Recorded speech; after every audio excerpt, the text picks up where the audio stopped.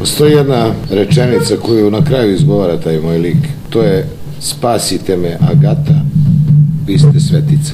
Da taj mali čovjek koji je, nažalost, svuda oko nas, taj jedan mali čovjek uvek postoji u nekakvom društvu, koji kad dobije iole priliku da pokaže to što ume, a to dobije uglavnom jer ima ambiciju. Hoću da kažem, zlo se hrani time što mu se da moć od nekih bezazlenih ljudi, normalnih. I sve je veće, što više moći ima, sve je moćnije. Multiplicira se.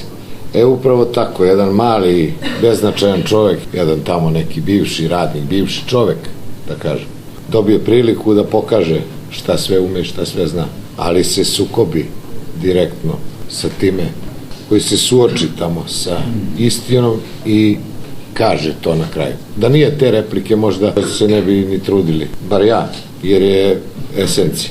Ipak ima nade, da kažemo, ili mi mislimo da bi trebalo da ima.